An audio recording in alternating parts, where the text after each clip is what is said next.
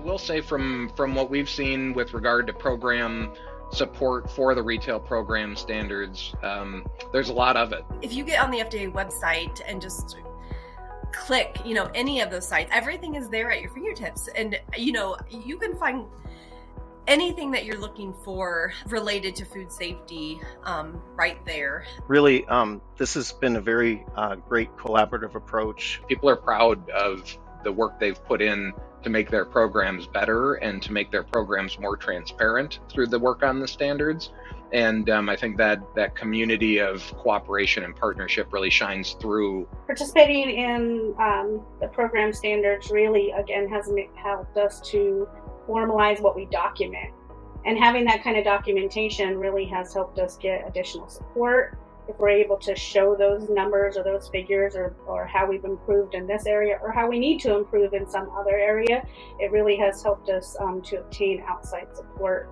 It is a full circle of support that you get, and it's the same leadership individuals that are really trying to do the same thing you are. And it was just a pleasant surprise to run into that support system over and over again. It doesn't take much to apply for these grants. Sometimes, some of these training grants, it would take me like 30 minutes to just apply for one and get $3,000 to be able to use towards a training program, to learn about special processes, which is a huge need around here. We've been able to get grants and get supported in applying for those grants because we have shown that we need those additional resources to get staff continued education training so that it's not just our trainers or management team continuously teaching them new items. They're able to get that information in a different way from different people and trainers that can speak differently to them, that have different types of information. It's important to bring in those outside folks. It's really helped us do a lot of stuff that we would not be allowed to do outside of that grant funding.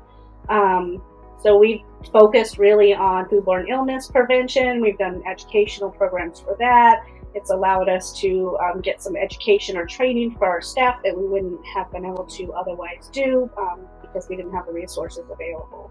I would encourage someone who isn't enrolled with the retail program standards to probably start by asking around to some of their peer agencies, see who else is involved with it. We now have a monthly call with all of the program managers in the state that are very involved in their retail program standards. So we're able to connect with them, get resources, and also have people built in that can assist us with our verification audits. Take a look at the FDA's listing of agencies enrolled in the jurisdiction, because you might be surprised as to how many of your peer agencies are already enrolled in the standards or are working towards ones that you have interest in. So it's very important to have those connections close to you so that you can rely on them when you need assistance in standards or other questions that come up. That's been helpful to have those relationships already established. And understanding that and the landscape of your neighbors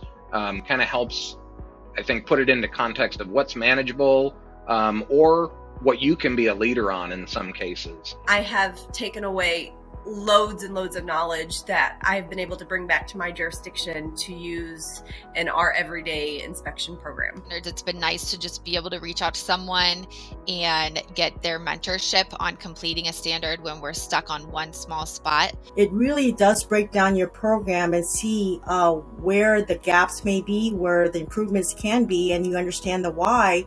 You get more confident. And you want to share that confidence with others. We're changing now with with our economy. People are wanting to try new, different things and learning these types of processes.